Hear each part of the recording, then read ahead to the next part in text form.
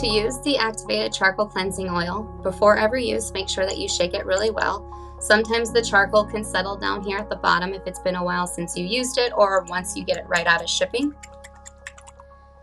You want to go ahead and in the dropper, you want to take 1 dropper full to begin with. I like to apply it to my non-dominant hand, or you can apply it directly to the skin. It's entirely up to you. Try to start with about a quarter size amount. I like to warm it in the hands, and then you're going to apply it to your skin very gently. And the initial process is just making sure that you get your skin gently coated all over the face, on the throat, and even on the décolleté, especially if you get breakouts in those areas. Then just massage it into the skin for about 1 to 3 minutes. You want to pay particular attention to areas that you have a little bit more congestion in. Usually it's in the chin area or in the T-zone area. Could even be on the cheeks. Try not to use too much physical pressure to push it into the skin. We're just trying to gently cleanse the skin. Be gentle in areas that you have any type of acne or breakouts going on. If it feels more comfortable to apply it to a facial pad and then to press and gently move into the skin if this feels softer.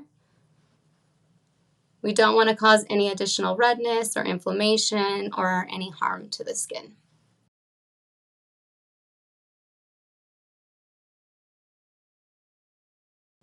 There's no real wrong or right way to do it. Just make sure that you're being gentle with your skin. You're not tugging or pulling on the skin at all. And you get into all of those areas, especially the areas that you have congestion and breakouts in.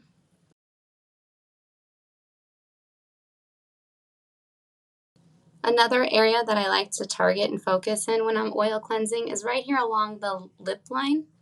A lot of the times we can get those bumpies and some congestion in there from lip oils or lip makeup products. So you can go ahead and work that in.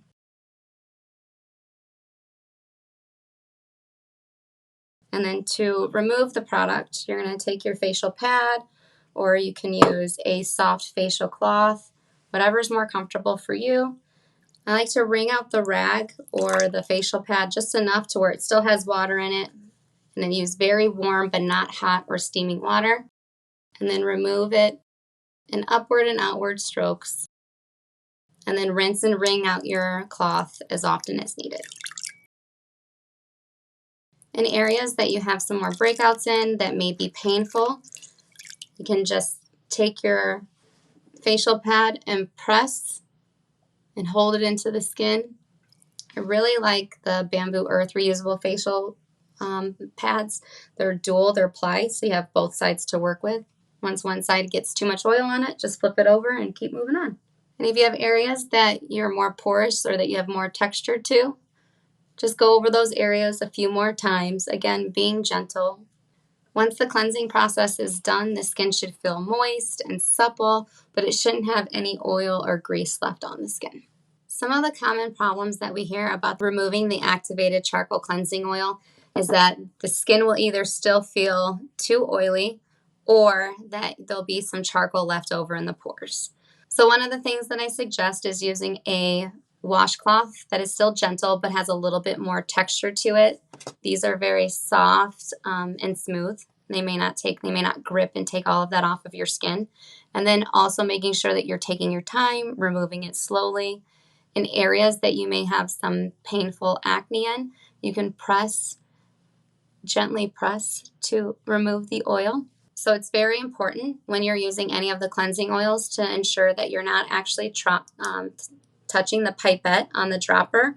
We want to make sure, especially for blemish-prone skins, that you're reducing the spread of bacteria as well as cross-contamination. So when you're applying either to the skin, don't let the pipette touch the skin, or with the hands, try not to grab and pull the rest of the oil down off of the pipette.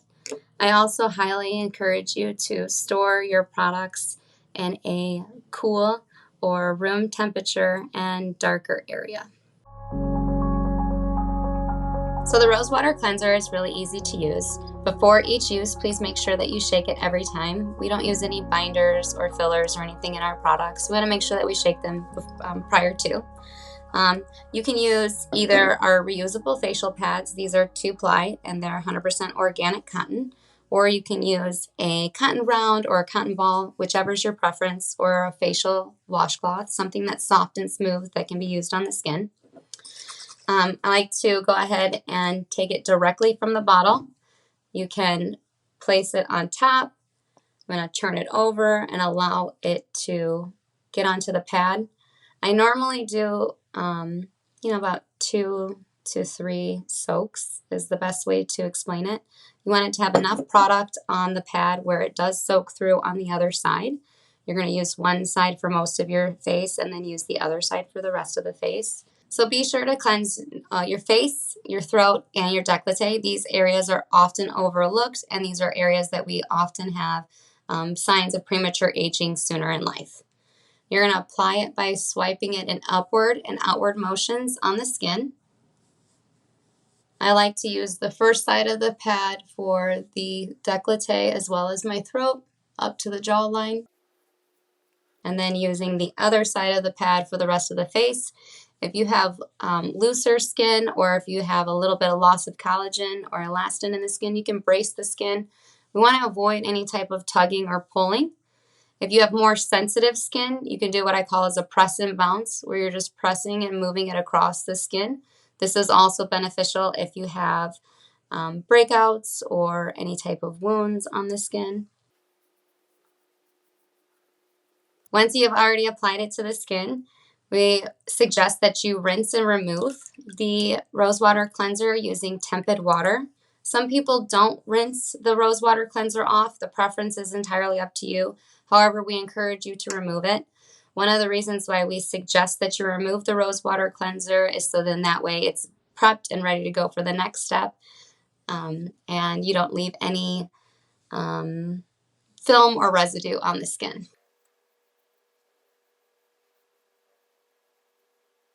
And that's it. You can also remove the Rosewater Cleanser by just rinsing and splashing the skin with water if you don't want to use a facial pad or a facial washcloth to remove it. So some of the common problems that we hear about the Rosewater Cleanser is, do I actually need to remove this? And the answer is entirely up to you. We highly encourage you to remove the Rosewater Cleanser after using it. It can help remove any excess bacteria or sebum or anything else left over on the skin. It also makes sure that there's no film left on the skin at all, usually due to human error. It's just what happens.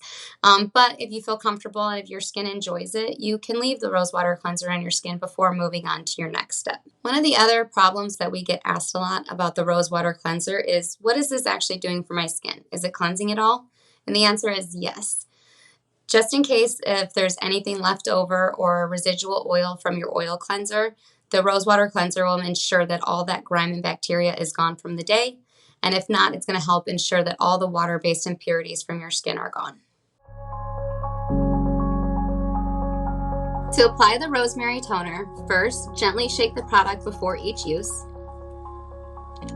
You can use either our reusable facial pads. These are wonderful. They're 2-ply. Or you can use any type of basic cotton round or cotton ball, your preference. After you've shaken the product, apply it to your cotton pad. I like to do about 3 dips.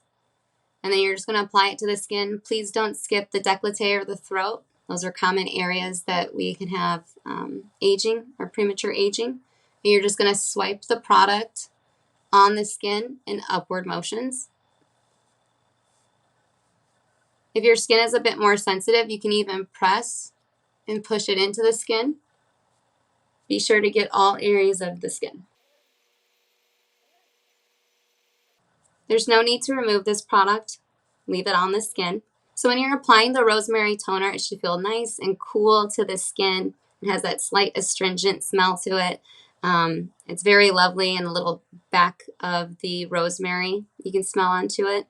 It shouldn't sting, it shouldn't hurt, you shouldn't have any type of pain or irritation when applying it to the skin. Some of the common problems that we hear about the Rosemary Toner is that it has a very unique aroma. The Rosemary Toner, it has apple cider vinegar, alcohol-free witch hazel, and those have a little bit more of an astringent and stronger aroma that it takes a while to get used to if you aren't used to natural products, although many of our customers find it delightful. The Rosemary Toner shouldn't have any sensations on the skin. If you do feel tingling, it may mean that your skin barrier is compromised, so please reach out to us. We're happy to help. Another common problem we hear about the Rosemary Toner is, should we rinse this off? And the answer is no. Allow the product to dry naturally to the skin before moving on to the next step in your routine. The Rosemary Toner sometimes can be cloudy, and there's no need to worry. It has raw, organic apple cider vinegar in it, and those little wispies and the cloudiness is what we call the mother. It's actually the host, and it has all of those great enzymes that make this product so wonderful for your skin. It's very easy to use the Intense Hydration Facial Mist. Make sure you gently shake prior to each application, and then you're just going to mist your skin. Don't skip out on your décolleté and your throat, and 3 to 5 mist is pretty good to get all over most areas. If you have dehydrated skin, we suggest that you saturate the skin before applying your moisturizer. And then once you have the mist on, immediately follow with your favorite serum and your moisturizer. Some of the common problems we hear about the Intense Hydration Facial Mist is, how much do I use? And we suggest that you use 3 to 5 mists. Please don't skip your décolleté or your throat. If you have more dehydrated skin, then we suggest saturating your skin, so you may need some more mist, and then follow immediately with your serum or your moisturizer. We do not suggest letting the Intense Hydration Facial Mist dry on your skin. Follow immediately with your serum or your moisturizer of choice. And when it goes onto the skin, it's going to feel nice and cool and refreshing and calming. It's very beautiful on the skin. It's really easy to use the Repairing Facial Serum. Before you use it, make sure you shake the product. A little goes a long way. You only need a few drops. Usually 3 to 6 is enough to cover your décolleté, your throat, and your face. If you don't want to use this all over the skin, you can also use it as a spot treatment to target areas of discoloration concerns that you may have. To do that, I would just suggest using a single drop at a time. Be sure not to touch the pipette. We don't want to have any type of cross-contamination. I like to warm and emulsify the product, and then gently place it and rub it into those areas of where you may have some types of discoloration concerns. For others that want to apply it all over the skin, I suggest applying 3 to 6 drops in a non-dominant hand. Warm and emulsify the product, and then gently press and place the product into your skin. If you have dehydrated skin, I suggest applying the Repairing Facial Serum to damp skin. If your skin is more dry, then I suggest applying it neatly to the skin, so directly to the skin. You can use gentle pressing motions, or you can do long swipes and upward and outward motions.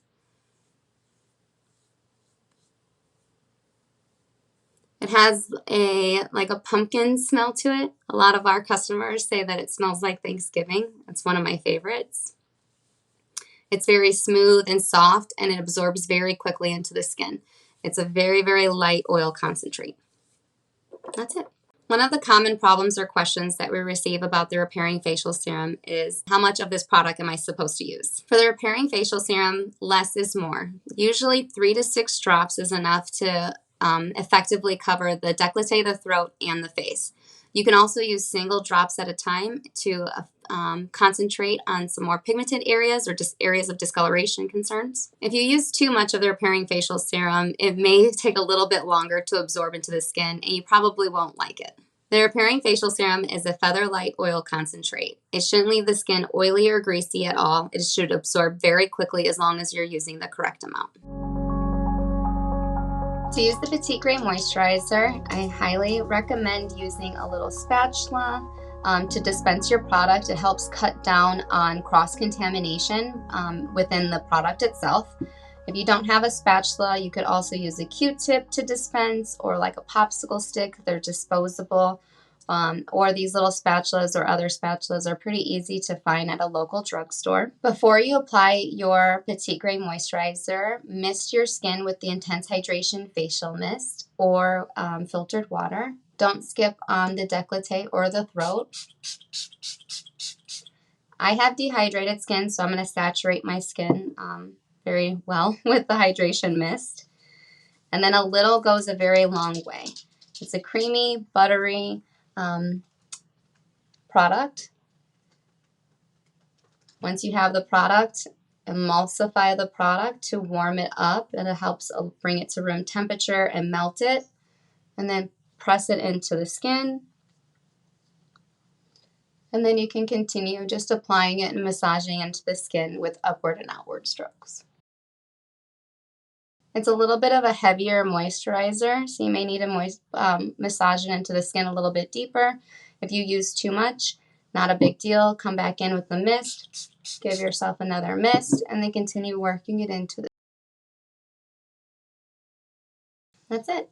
Some of the common problems we hear about the Petitgrain Moisturizer is how heavy it feels and the texture. So the Petitgrain Moisturizer, its texture is very creamy and it's very rich and silky. It has a great earthy, nutty with warm smoke and bright citrus scent to it.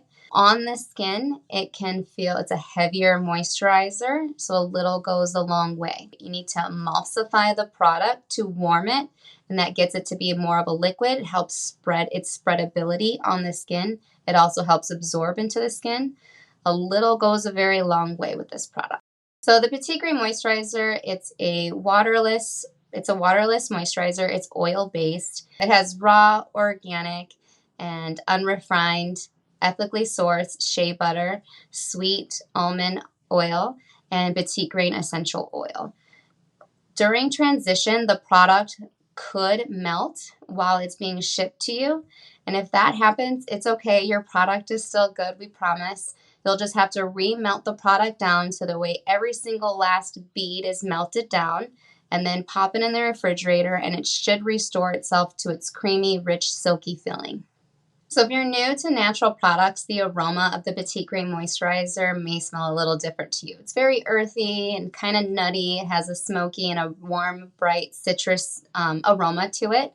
Most of our customers sincerely enjoy the aroma of the Petitgrain Moisturizer. However, if you don't, it has really wonderful skin nourishing benefits, and we hope that you'll continue to use the product, and over time you may also really enjoy the smell of this product as well. At Bamboo Earth, any essential oil that we use in our product, it's there for its skin nourishing benefits and not for its scent alone. So we don't add any additional fragrances or essential oils to mask or cover any scents.